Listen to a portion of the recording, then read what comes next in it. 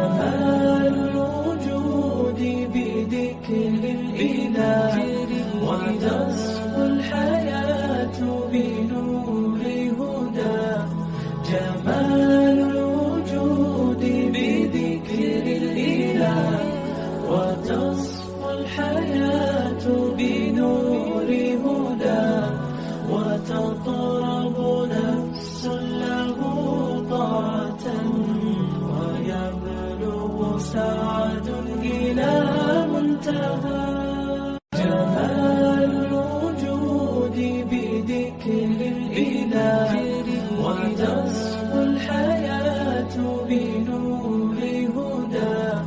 جمال الوجود بذكر الإله وتصفو الحياة بنور هدى. وتطرب نفس له طاعة ويبلغ سعد إلى منتهى.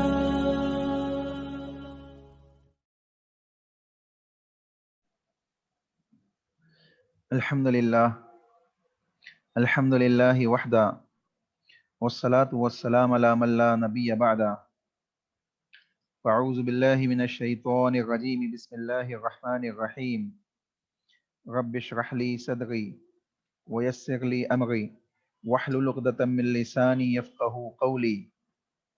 ربی زدنی علما ربی زدنی علما ربی زدنی علما اللہم ربی زدنی علما. تمام قسم کی حمد و ثنا، کبریائی، بڑائی اللہ وحدہ لا شریک کے لیے لائق و زیبا ہے.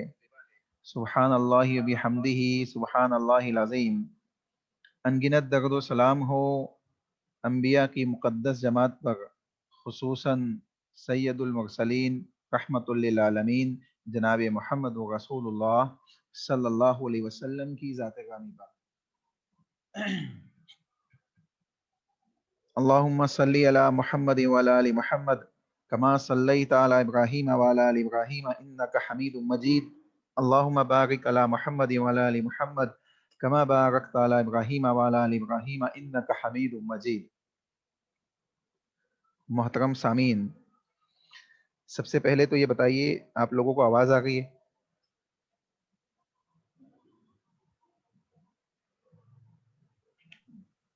یس جی جزاک اللہ خیر. جی جزاک اللہ خیر. چلیے آج ہم کیا پڑھیں گے انشاءاللہ؟ باب المساجد. کیا پڑھیں گے؟ باب المساجد. کوئی بتا سکتا ہے باب المساجد کو کتاب الصلاح میں کیوں ذکر کیا گیا؟ کتاب الصلاح پڑھ گئے نا ہم. کتاب الصلاح کے اندر مساجد کا باب کیوں لایا گیا؟ کیونکہ نماز مسجد میں بھی پڑھی جاتی ہے. جی، کیونکہ نماز مسجد میں پڑھی جاتی ہے اور مسجد کے احکامات معلوم ہونے چاہیے، اور مسجد کے اندر کیفیات یا اسی طریقے سے جو جگہ ہے اس کی کیفیات کیسی ہونی چاہیے، مسجد کے معاملات کیا ہونے چاہیے، اس کی اہمیت اور فضیلت کیا ہے، اور کون سی مسجدوں میں نماز پڑھی جائے گی اور کن مسجدوں میں نماز پڑھنے سے رسول اللہ صلی اللہ علیہ وسلم نے منع فرمایا ہے. وہ تمام چیزیں انشاءاللہ اس باب کے تحت آپ کے سامنے رکھی جائے گی. ٹھیک ہے، تو آئیے اسٹارٹ کرتے ہیں. حضرت عائشہ رضی اللہ تعالی عنہا کے حوالے سے پہلی حدیث ہے. کہتے ہیں ان عائشہ رضی اللہ تعالی عنہا قالت امر رسول اللہ صلی اللہ علیہ وسلم ببناء المسجد فی الدور وان تنظف وتطیب. رواہ احمد وابو داود والترمذی وصحح ارسالہ. کہتے ہیں کہ یہ حدیث مسند احمد کے اندر ہے، ابو داود کے اندر ہے، اور اسی طریقے سے ترمذی کے اندر بھی حدیث موجود ہے. ٹھیک ہے، بعض لوگوں نے اس کو مرسل قرار دیا ہے، انشاءاللہ وہ بھی دیکھیں گے.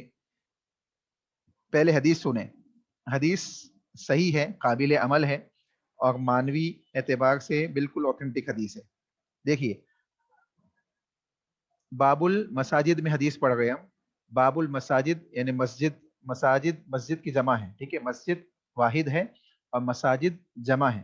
مسجد کا مطلب کیا ہوتا ہے؟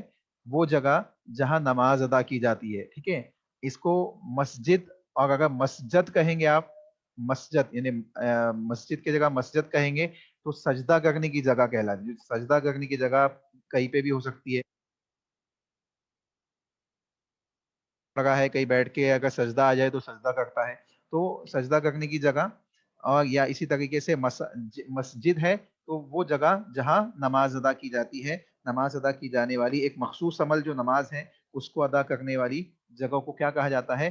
مسجد کہا جاتا ہے. ٹھیک ہے. کہتے ہیں عائشہ رضی اللہ تعالی عنہا ارشاد فرماتی ہے کہ رسول اللہ صلی اللہ علیہ وسلم نے حکم دیا، اللہ کے نبی صلی اللہ علیہ وسلم نے حکم دیا کس بات کا؟ ببناء المسجد، مسجدوں کو بنانے کا، مسجدوں کو بنانے کا حکم دیا. کہاں پہ بنانے کا حکم دیا؟ فی الدور، محلوں کے اندر، محلوں کے اندر رسول اللہ صلی اللہ علیہ وسلم نے مسجدوں کو بنانے کا حکم دیا. اس کے بعد کیا گئے؟ وہ ان تنظف، اور دوسرا حکم کیا دیا کہ اس مسجد کو جس کو تم بناؤ اس کو کیا کرو؟ صاف ستھرا رکھو، پاک و صاف رکھو. ٹھیک ہے. وہ تطیبہ، اور اس کو خوشبودار رکھو، یعنی خوشبو وغیرہ کا بھی اس میں اہتمام کرو. یہ دو چیزیں، تین چیزوں کا حکم دیا اس حدیث میں. پہلا حکم مسجدوں کو بنانے کا اہتمام کرو، ہر محلے کے اندر مسجدوں کا اہتمام کرو. اسی طریقے سے دوسرا حکم دیا اس کو پاک اور صاف رکھو، یعنی صفائی ستھرائی کا اس میں اہتمام کرو. تیسرا حکم اس میں خوشبو وغیرہ کا اہتمام کرو. دیکھیں پہلی چیز جو ہے مسجدوں کے بنانے کا حکم، تو اگر مساجد نہیں ہوگی تو عبادات کے لیے، نمازوں کو ادا کرنے کے لیے اور اجتماع کے ساتھ یعنی جماعت کے ساتھ نماز پڑھنا انسان کے لیے کیا ہو جائے گا؟ مشکل ہو جائے گا. اسی لیے یہ حکم اپنی جگہ مسجدوں کی اہمیت کو بیان کرتا ہے کہ رسول اللہ صلی اللہ علیہ وسلم نے اس کا حکم دیا. اور یہ صرف حکم ہی نہیں دیا بلکہ اللہ کے نبی صلی اللہ علیہ وسلم جب مکہ سے مدینہ پہنچے تو سب سے پہلی مسجد راستے میں اللہ کے نبی نے جو بنائی، مسجد قباء بنائی. اور وہاں اللہ کے نبی صلی اللہ علیہ وسلم نے نماز بھی ادا کی، جمعہ کی نماز بھی وہاں ادا کی. اور جب مدینہ پہنچے رسول اللہ صلی اللہ علیہ وسلم تو مدینہ پہنچنے کے بعد سب سے پہلا کام رسول اللہ صلی اللہ علیہ وسلم نے کیا کیا؟ مسجد نبوی کی تعمیر کرائی. اور مسجد نبوی کی تعمیر کے بعد وہاں سے اسلامی معاشرے کو تشکیل دیا جس میں دعوت و تبلیغ کے فرائض رسول اللہ صلی اللہ علیہ وسلم نے انجام دیے، صحابہ کو سکھائے. اسی طریقے سے معاشرے کے اندر اخوت پیدا کی، بھائی چارگی پیدا کی، اور صحابہ کو، مہاجرین و انصار کو ایک دوسرے کا بھائی بنایا. تو یہ تمام معاملات رسول اللہ صلی اللہ علیہ وسلم نے کب انجام دیے؟ مسجد کو بنانے کے بعد. یعنی مسجد ایک سینٹر ہوتی تھی مسلمانوں کا جہاں مسلمان جمع ہوتے اور اپنے دینی و ملی و سیاسی معاملات کے سلسلے میں کتاب و سنت کی روشنی میں حل تلاش کرتے اور اس کے مطابق معاشرے کے اندر اس کو اپلائی کرتے. تو اسی لیے حکم دیا گیا کہ پہلے کیا کرو؟ ہر محلوں کے اندر مساجد کی تعمیر کرو. جب مسجدیں ہوگی تو انسان دین سے جڑا ہوگا، نمازوں سے نزدیک ہوگا، اللہ رب العالمین کی عبادات سے جڑا ہوا ہوگا.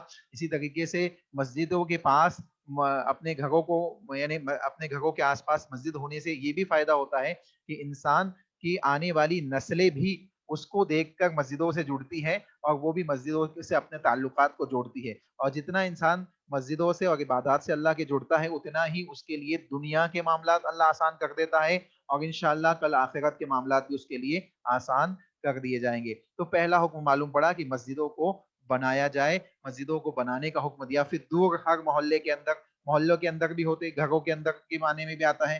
اب دور کا معنی جو ہے بعض لوگوں نے لکھا ہے کہ اس کے معنی محلے، قبیلے اور گھر، تین معنی بیان کیے ہیں. تو محلے کے اندر مساجد بنائے انہیں، اس میں مختلف گھروں کے لوگ آ کے نماز ادا کریں، جیسے ہوتا ہے مسجد ہوتی ہے اور تمام محلے کے لوگوں میں سے جو چاہے مسجد میں آ کے نماز ادا کر سکتا ہے.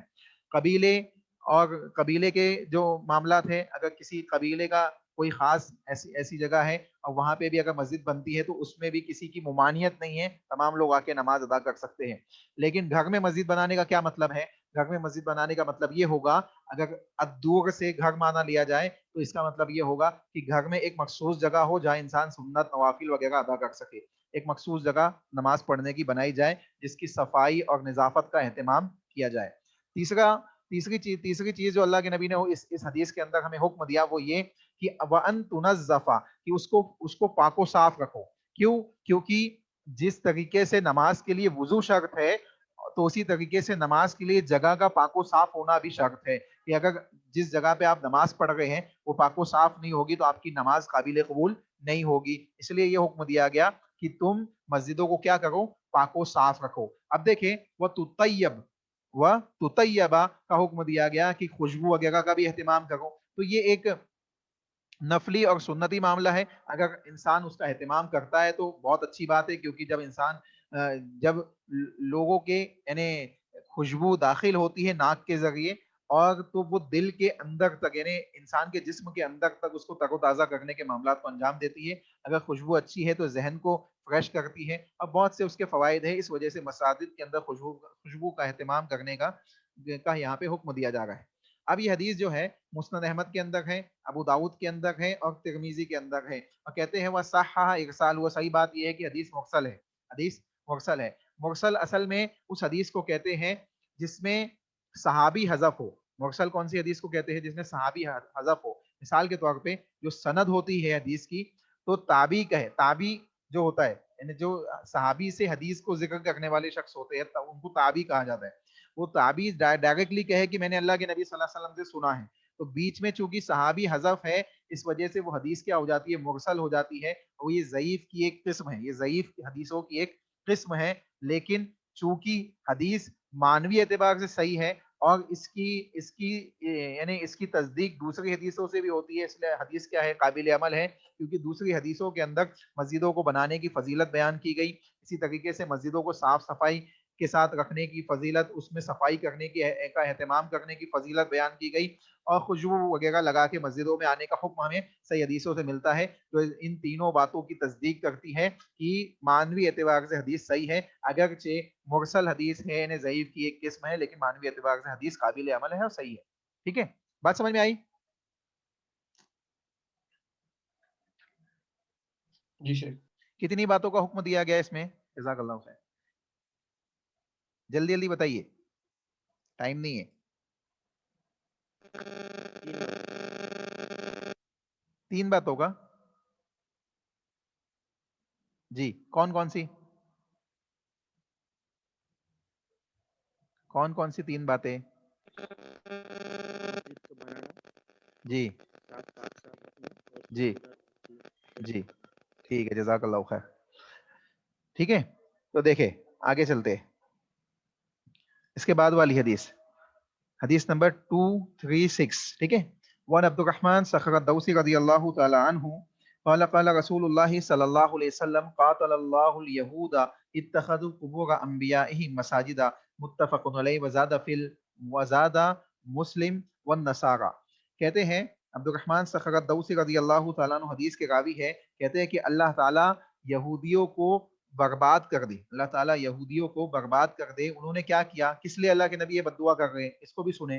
अल्लाह के नबी बद्दुआ इसलिए कर रहे हैं, कह रहे हैं कि इत्तखज़ू कुबूर अंबियाइहिम मसाजिदा, उन्होंने अपनी नबियों की कब्रों को मस्जिद बना लिया। उन्होंने क्या किया, अपने नबियों की कब्रों को मस्जिद बना लिया, इन्हें सजदा करने की जगह बना लिया, उनमें नमाज पढ़ने लगे।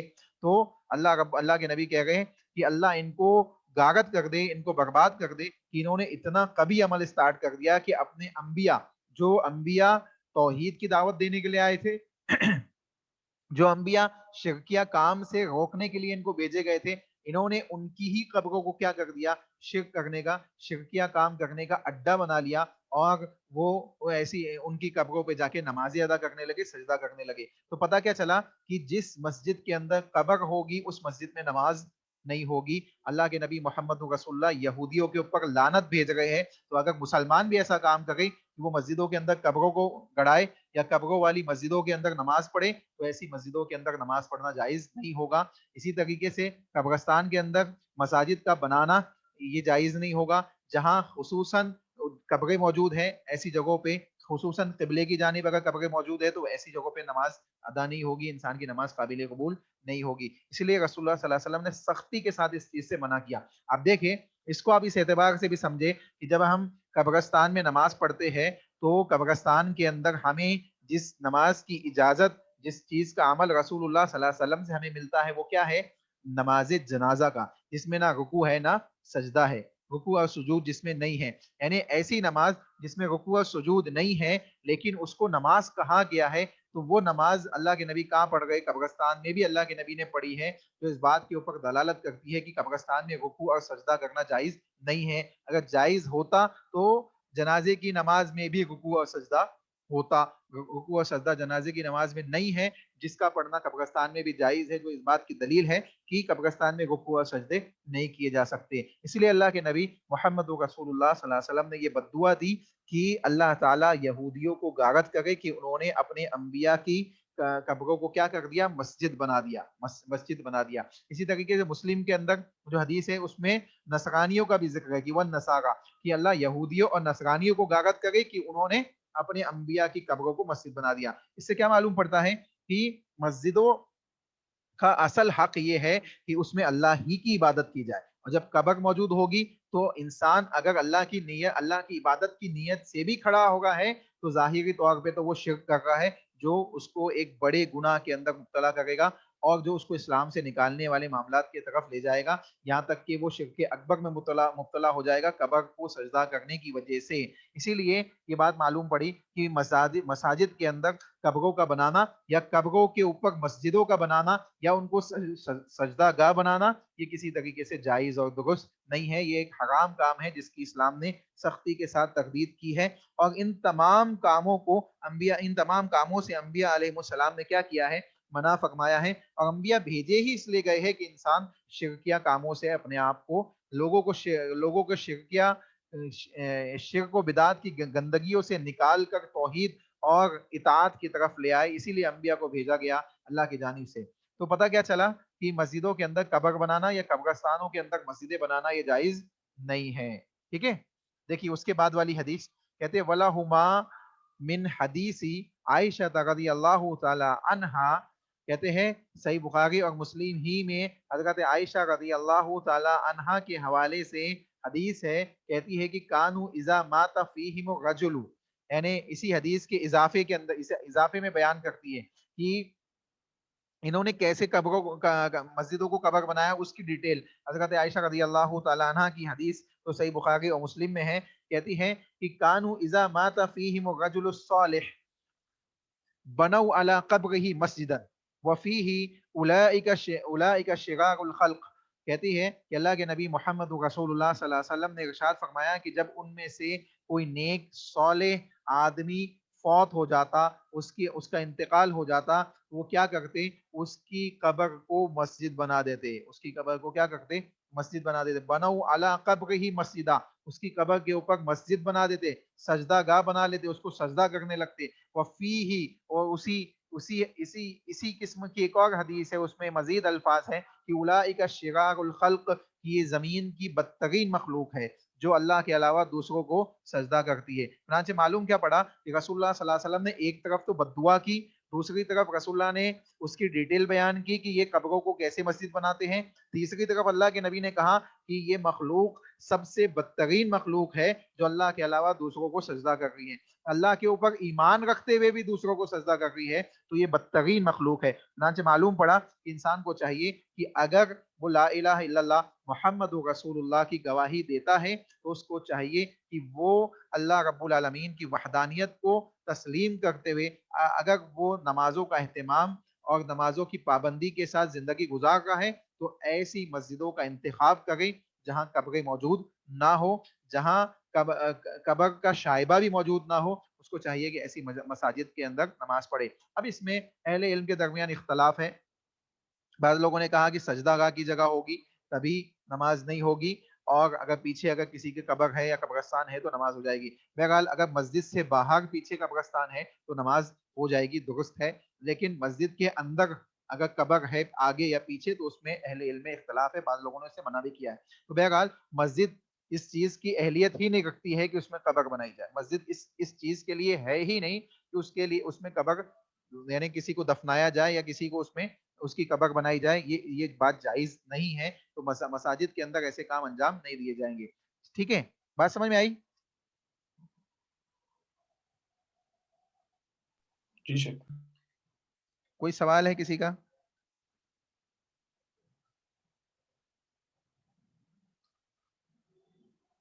دیکھیے چلیے آگے، اس کے بعد دوسری حدیث بیان کرتے ہیں، وعن عبد الرحمن صخر الدوسی رضی اللہ تعالی عنہ قال بعث النبي صلى الله عليه وسلم خيلا فجاءت برجل فربطوه بسارية من سوار المسجد الحدیث متفق علیہ.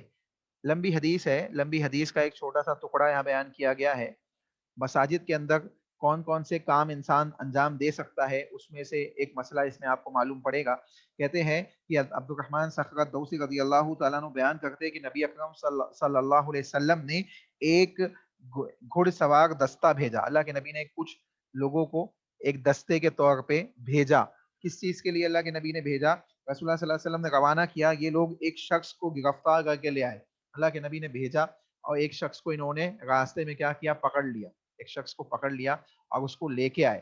فغبتو، کہتے فغبتوہ بساغیتی من سواغ المسجد، مسجد کے جو پلرز ہوتے ہیں نا، پلرز، ستون، ستونوں میں سے ایک ستون میں، یہ ستونوں میں سے ایک ستون میں اس کو کیا کیا گیا؟ ربطوہ، باندھ دیا گیا. مسجد کے ستونوں میں سے ایک ستون میں اس شخص کو جس کو گرفتار کیا صحابہ نے لا کے باندھ دیا، لا کے باندھ دیا. کہتے ہیں الحدیث، الحدیث کا مطلب یہ ہے کہ لمبی حدیث کا یہ ٹکڑا ہے. یعنی مقصد کتنا بتانا ہے کہ مسجد کے اندر قیدی کو باندھا جا سکتا ہے، مسجد کے اندر قیدی کو باندھا جا سکتا ہے. اللہ کے نبی صلی اللہ علیہ وسلم نے 3 دن تک اس کو وہی بندے رہنے دیا. کون شخص تھے یہ؟ سمامہ بن اسال رضی اللہ تعالیٰ عنہ. سمامہ بن اسال رضی اللہ تعالیٰ عنہ 3 دن تک، بڑے یعنی اپنے قبیلے کے سردار تھے سمامہ بن اسال رضی اللہ تعالیٰ عنہ. ان کو قید کر لیا گیا، صحابہ نے ان کو پکڑا راستے میں سے، اور یہ عمرہ کے لیے آ گئے تھے، مشرک تھے، عمرہ کے لیے آ گئے تھے. اور اللہ کے نبی محمد رسول اللہ صلی اللہ علیہ وسلم نے جو دستہ بھیجا ان کو یہ مل گئے، اور ان کو اس وقت تک یہ معلوم نہیں تھا کہ یہ سمامہ بن اسال ہیں. ان کو پکڑ کے لائے اور مسجد میں لا کے باندھ دیا. جب رسول اللہ صلی اللہ علیہ وسلم نے ان کو دیکھا تو پہلے کام تو اللہ کے نبی نے یہ حکم دیا کہ ان کی رسیوں کو ڈھیلا کر دیا جائے. اور پھر 3 دن تک حضرت سمامہ رضی اللہ تعالیٰ عنہ مسجد ہی میں بندھے گئے، اور وہیں پہ ان کو کھانا دیا جاتا، وہیں پہ ان کی خیریت رسول اللہ صلی اللہ علیہ وسلم پوچھتے کہ کوئی تکلیف تو نہیں ہے. اور پہلا دن اللہ کے نبی آتے، اللہ کے نبی ان سے ان کے حال چال پوچھتے، وہ کہتے کہ کائنات کے اندر مجھے سب سے بدترین دین کوئی میرے نزدیک ہے تو وہ اسلام ہے، اور سب سے بری شخصیت کوئی ہے تو وہ محمد صلی اللہ علیہ وسلم کی. یعنی اس قسم کے الفاظ اللہ کے نبی کے سامنے کھڑے ہو کے قیدی ہونے کے باوجود حضرت سمامہ کہتے ہیں. اور 3 دن تک مسلسل یہی معاملہ ہے. اللہ کے نبی آتے، حال چال پوچھتے، کھانا وغیرہ پوچھتے، صحابہ کو کہتے رسیاں ڈھیلی کرو، اور تینوں دن حضرت سمامہ اسی قسم کی بات کہتے. اور 3 دن تک وہ صحابہ کی نمازوں کو دیکھ رہے ہیں، نماز پڑھنے کے طریقے کو دیکھ رہے ہیں، صف بندی کے طریقے کو دیکھ رہے ہیں، اور نماز کے اندر امیر اور غریب سب ایک ساتھ کاندھا با کاندھا کھڑے ہوئے ہیں. ایک شخص آگے چل کے نماز پڑھا رہا ہے، اس کی ابتدا میں نماز پڑھی جا رہی ہے، وہ اللہ اکبر کہتا ہے تو رکوع میں جاتے ہیں، وہ سمیع اللہ لمن حمیدہ کہتا ہے تو رکوع سے اٹھتے ہیں. یہ تمام معاملات 3 دن تک، یعنی تقریباً 15 نمازیں ان کے سامنے پڑھی گئی. اور اللہ کے نبی محمد رسول اللہ صلی اللہ علیہ وسلم کے 3 دن کے اخلاق اعلیٰ، صحابہ کے معاملات انہوں نے دیکھے. اور اس کے بعد جب اللہ کے نبی صلی اللہ علیہ وسلم نے ان کو 3 دن کے بعد صحابہ کو حکم دیا کہ ان کو چھوڑ دو، ان کو آزاد کر دو، ان کو آزاد کر دو، چنانچہ حضرت سمامہ بن اسال رضی اللہ تعالیٰ عنہ کو آزاد کر دیا گیا. وہ نکلے وہاں سے اور جا کے ایک کنویں میں جا کے انہوں نے غسل کیا، اور غسل کرنے کے بعد واپس آئے رسول اللہ صلی اللہ علیہ وسلم کے پاس اور کہا اے محمد صلی اللہ علیہ وسلم، آپ نے مجھے چھوڑا نہیں ہے بلکہ آپ نے تو مجھے زندگی بھر کے لیے قید کر لیا ہے. میں گواہی دیتا ہوں کہ اشہد اللہ الہ الا اللہ واشہد ان محمدًا عبدہ ورسولہ. یعنی حضرت سمامہ 3 دن صحابہ کے اخلاق معاملات کو دیکھا، رسول اللہ صلی اللہ علیہ وسلم کے اخلاق و معاملات کو انہوں نے دیکھا، اور 3 دن مسلمانوں کی نمازوں کے طریقے کو دیکھا، مسجد ہی میں بندھے ہوئے ہیں، اور 3 دن کے بعد اسلام قبول کر لیتے ہیں کہ اس سے بہترین کوئی دین نہیں ہے. 3 دن پہلے کیا کیفیت تھی کہ اس سے بدترین کوئی مذہب نہیں ہے، اور اللہ کے نبی کے سلسلے میں بھی ان کی اسی قسم کی ذہنیت تھی. لیکن 3 دن جب اسلام کے ماننے والوں اور مساجد کے اندر انجام دینے والے معاملات کو جب دیکھا انہوں نے تو اسلام قبول کر لیا اور اسلام کے اندر داخل ہو گئے، اور رسول اللہ صلی اللہ علیہ وسلم کے ہاتھوں کے اوپر کلمہ شہادت کی گواہی دی. چنانچہ معلوم کیا پڑ رہا ہے کہ مساجد کے اندر اگر قیدیوں کو باندھا جائے تو اس میں کوئی حرج کی بات نہیں ہے، اس کی اجازت رسول اللہ صلی اللہ علیہ وسلم کی اس حدیث سے ہمیں مل گئی ہے. دوسری چیز یہ معلوم پڑتی ہے کہ اگر کوئی قیدی بھی ہے تو اس کے ساتھ بھی حسن سلوک والا معاملہ ہونا چاہیے. اور اس کی ایک حکمت یہ بھی معلوم پڑتی ہے تاکہ وہ نماز کے عبادات کے طریقے کو دیکھے اور اس کے دل و دماغ میں اس کے اثرات پیدا ہو جس کی وجہ سے وہ اسلام کے نزدیک آئے. یہ تمام حکمتیں ہیں جو رسول اللہ صلی اللہ علیہ وسلم نے جس کی وجہ سے حضرت ثمامہ بن اسال رضی اللہ تعالی عنہ کو اس جگہ پہ باندھا, جو اس بات کے اوپر دلالت کرتی ہے کہ اگر اس قسم کا کوئی معاملہ مسلمانوں کے ساتھ پیش آتا ہے اور وہ مسجدوں کے اندر کسی ایسے شخص کو ستون سے باندھتے ہیں یا کسی چیز سے باندھ کر اس کو رکھتے ہیں, تو اس قیدی کو باندھنا اس مسجد کے اندر جائز اور درست ہے. یہ مسئلہ ہے. یہ بہرحال آج اس قسم کی دوسری فیسلٹیز ہے تو انسان وہاں باندھتا ہے, لیکن مساجد اس زمانے کے اندر مسجد ہی لوگوں کا سینٹر تھا, مسجد ہی کے سے تمام قوانین نافذ ہوتے تھے. رسول اللہ صلی اللہ علیہ وسلم کا یعنی ایک طریقے سے دار الخلافہ مسجد ہی تھی, مسجد نبوی ہی تھی, جہاں سے رسول اللہ صلی اللہ علیہ وسلم تمام قسم کے حکم, میٹنگز اور دوسری چیزوں کو انجام دیتے تھے. ٹھیک ہے, تو یہ حدیث ہے, اس سے ہمیں یہ چند باتیں معلوم پڑتی ہے جو آپ کے سامنے ابھی ڈیٹیل کے ساتھ, تفصیل کے ساتھ رکھی گئی. اس کے بعد آگے چلیں.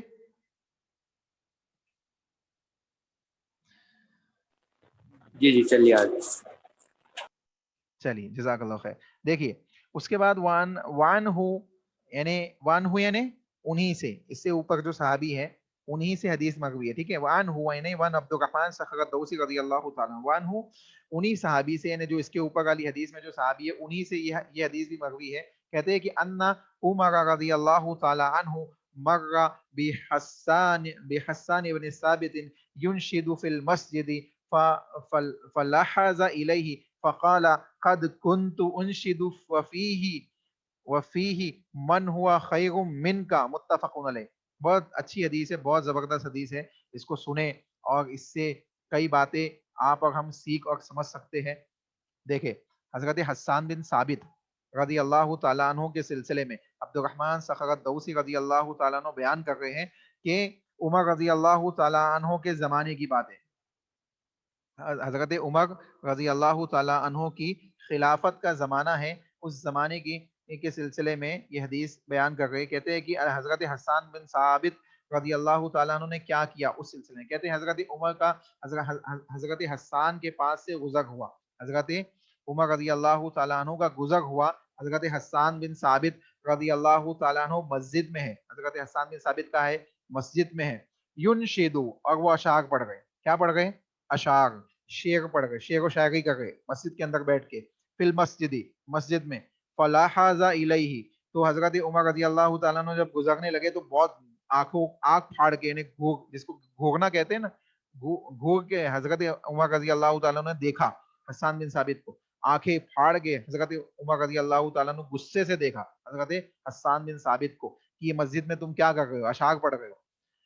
تو حضرت حسان بن ثابت نے کیا کہا؟ فقال قد كنت انشد وفیہ من ہوا خیر من کا, میں اس وقت بھی اشعار پڑھتا تھا جب تم سے بہتر شخصیت یعنی محمد صلی اللہ علیہ وسلم ہوتے تھے, یعنی مسجد میں اللہ کے نبی صلی اللہ علیہ وسلم ہوتے تھے اور میں اللہ کے نبی کے سامنے اشعار پڑھتا تھا اور انہوں نے مجھے کبھی منع نہیں فرمایا. تو اے عمر تم کیوں گھورتے ہو, تم کیوں گھورتے ہو؟ پتہ کیا چلا کہ مسجد میں شعر و شاعری کی جا سکتی ہے, لیکن کون سی؟ جو اسلام سے تعلق رکھنے والی ہے, جو اسلامی شاعری ہوتی ہے, جو اسلام سے کے سلسلے میں ابھارنے والی ہے, اللہ کی اطاعت, اللہ کی عبادت کی طرف, اللہ اس کے رسول کی اطاعت کی طرف انسان کے دل و دماغ کو لے جانے والی ہے. ایسے اشعار مساجد کے اندر پڑھے جا سکتے ہیں, بولے جا سکتے ہیں. دین کی رغبت دلانے کے لیے اشعار مساجدوں کے اندر بولے جا سکتے ہیں, پڑھے جا سکتے ہیں. نماز کے تعلق سے اشعار بولے جا سکتے ہیں تاکہ لوگ نماز کی طرف آئے, کیونکہ اشعار ایک بہت بڑا ذریعہ ہے لوگوں کے ذہن و دماغ کو کھولنے کا. کئی لوگ اشعار کے ذریعے باتوں کو سمجھتے ہیں, تو اگر اشعار کے ذریعے لوگوں کو دین کی دعوت دی جائے, ان کو سمجھایا جائے, تو اس میں کوئی حرج کی بات نہیں ہے. حضرت حسان بن ثابت رضی اللہ تعالیٰ عنہ تو وہ شخصیت ہے کہ اللہ کے نبی صلی اللہ علیہ وسلم جنگوں میں جاتے تو حضرت حسان کو آگے کرتے اور کہتے کہ اے حسان, دشمنوں کے خلاف اشعار کہو اور ان کے حوصلوں کو پست کر دو, ان کے حوصلوں کو کیا کرو؟ پست کرو. تو یہ حضرت حسان بن ثابت رضی اللہ تعالیٰ عنہ کی فضیلت ہے, جو اس بات کے اوپر دلالت کرتی ہے کہ حضرت حسان رضی اللہ تعالیٰ عنہ کیا تھے؟ وہ شخصیت تھے کہ جنہوں نے اللہ کے نبی صلی اللہ علیہ وسلم کے حکم کے اوپر, اللہ کے نبی صلی اللہ علیہ وسلم کی خوبصورتی کے اوپر, رسول اللہ صلی اللہ علیہ وسلم کی فضیلت کے اوپر مختلف اشعار کہے, اور ایسے اشعار کہے کہ جن کا ثانی آج دنیا میں ملتا نہیں ہے. تو رسول اللہ صلی اللہ علیہ وسلم کی خوبیوں کے سلسلے میں اشعار، ان کے اشعار آپ پڑھیں، عربی لینگویجز کے اندر بہت اچھے ان کے اشعار موجود ہیں. تو اس سے معلوم پڑتا ہے کہ اشعار مسجد میں پڑھے جا سکتے ہیں، شعر و شاعری مسجد میں کی جا سکتی ہے، لیکن وہ شعر و شاعری جس میں لغو بات نہ ہو، گندی باتیں نہ ہو، بے حیائی کی باتیں نہ ہو، فضول باتیں نہ ہو، دین کے تعلق سے شرعی حدود کے اندر جو شعر و شاعری ہو سکتی ہے، اشعار ہو سکتے ہیں، اس قسم کی چیزیں مساجد کے اندر پڑھی جا سکتی ہے، بولی جا سکتی ہے، یہ جائز ہے. ٹھیک ہے، بات سمجھ میں آئی؟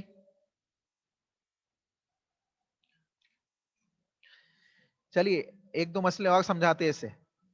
اب دیکھیں حضرت عمر رضی اللہ تعالیٰ عنہ کو لگا کہ یہ چیز صحیح نہیں ہے. حضرت عمر نے ان کو غصے سے دیکھا تو کیا معلوم پڑا کہ اگر کوئی ایسی چیز آپ دیکھیں مسجد میں یا کسی بھی ایسی جگہ پہ جو آپ کو لگے کہ یہ چیز غلط ہے، تو آپ کو چاہیے کہ اس کو اپنے طور پہ روکنے کی کوشش کرنی چاہیے. بعض دفعہ آنکھ دکھا کے بھی کام ہو جاتا ہے، بعض دفعہ آنکھیں دکھا کے بھی کام ہو جاتا ہے کہ آپ کسی کو آنکھ دکھائے تو وہ آپ کے آنکھ کے اشاروں سے سمجھ جائے کہ میں غلطی پہ ہوں، میں غلطی پہ ہوں. بعض دفعہ مسکرا کے کام ہو جاتا ہے نا. حضرت انس بیان کرتے کہ مجھے اپنی غلطی کا احساس جب ہوتا جب رسول اللہ صلی اللہ علیہ وسلم مسکرا دیتے تھے.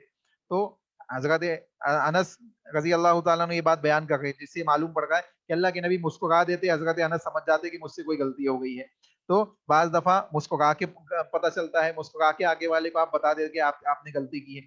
بعض دفعہ غصے سے دیکھ کے انسان بتاتا ہے. تو آپ کی شکل کے ذریعے، آپ اپنی آنکھوں کے ذریعے اس کیفیات کو ظاہر کر سکتے کہ یہ کام اچھا ہے یا اچھا نہیں ہے. تو جب حضرت انس کو یہ بات محسوس ہوئی کہ عمر رضی اللہ تعالیٰ نے یہ بات کو مایوب سمجھ رہے ہیں اور سمجھ رہے کہ اچھی چیز نہیں ہے، تو حضرت حسان نے عمر رضی اللہ تعالیٰ عنہ کو سے کہا کہ اے عمر، دیکھیں یہ بہت اہم بات ہے. حضرت حسان نے آنکھ بند کر کے عمر رضی اللہ تعالیٰ عنہ کی بات کو مان نہیں لیا، بلکہ کیا کہا، اے عمر تم کیوں غصہ ہوتے ہو، کیوں آنکھیں دکھا رہے ہو، حالانکہ میں تو اللہ کے نبی جو تم سے بہتر ہے ان کے سامنے اشعار مسجد میں پڑھتا تھا، انہوں نے کبھی مجھے منع نہیں کیا. یعنی ان کے سامنے میں پڑھتا تھا، یعنی انہوں نے جب منع نہیں کیا تو اس کا مطلب کیا ہو گیا کہ جب اللہ کے نبی کے سامنے میں پڑھتا تھا جو تم سے بہتر تھے، تو اس کا مطلب ہو گیا کہ وہ جائز ہو گیا، وہ کام جائز ہے. لیکن کون سے اشعار پڑھتے تھے؟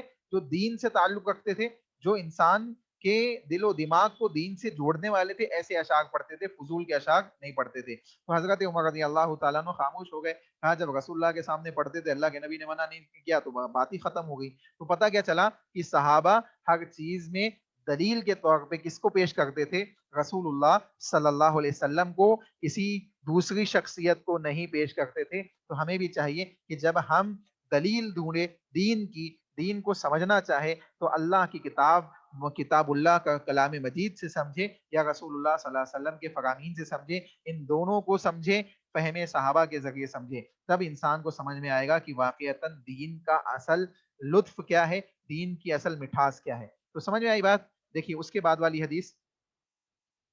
کوئی سوال ہوگا تو آپ پوچھ لیجیے گا، 5 منٹ باقی ہے اصل میں کلاس ختم ہونے میں، تو میں ایک حدیث اور پڑھا دیتا ہوں آپ کو. ٹھیک ہے. وعنہ قال قال رسول اللہ صلی اللہ علیہ وسلم من سمع رجل ينشد ضالة في المسجد فليقل لا ردها الله عليك فإن المساجد لم تبنى لهذا. رواہ مسلم.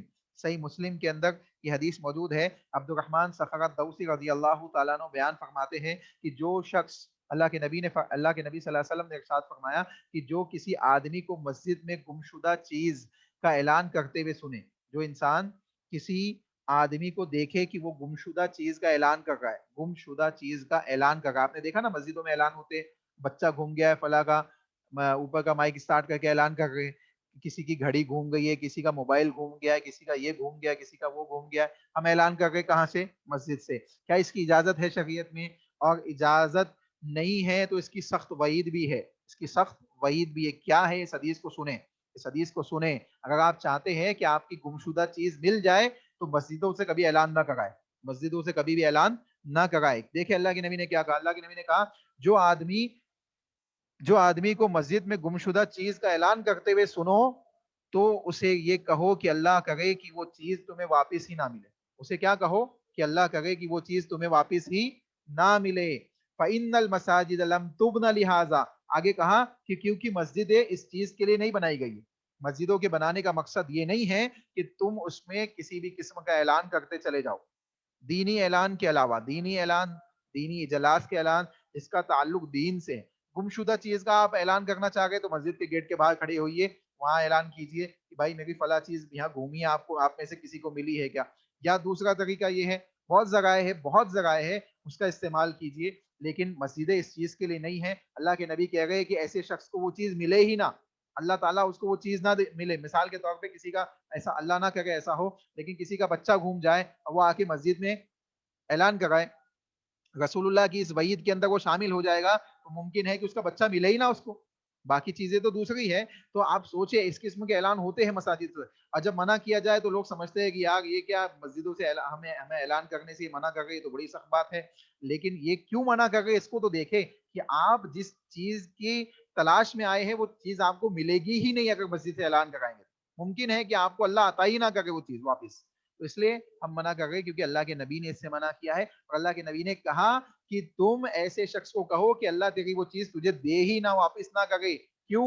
کیونکہ تو نے مسجد کو اس چیز کے لیے استعمال کیا جس چیز کے لیے مسجد نہیں ہے۔ چنانچہ معلوم کیا پڑا کہ مسجدوں کا مقصد یہ ہے کہ اللہ کی عبادت کی جائے، ذکر و اذکار کیا جائے، کتاب اللہ کی تلاوت کی جائے، اللہ اس کے رسول کی واضح و نصیحت کو سنا جائے، اور اللہ رب العالمین کی عبادات کے ساتھ مسجدوں کے اندر اوقات کو گزارا جائے۔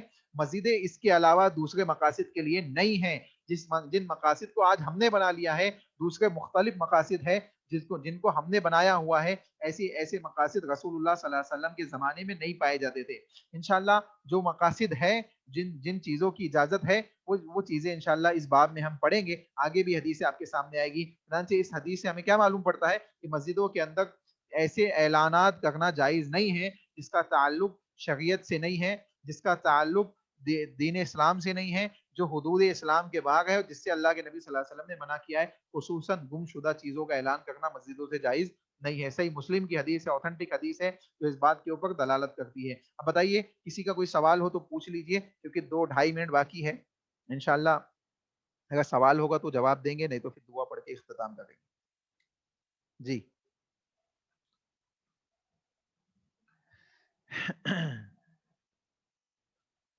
جی بتائیے کسی کا کوئی سوال ہے؟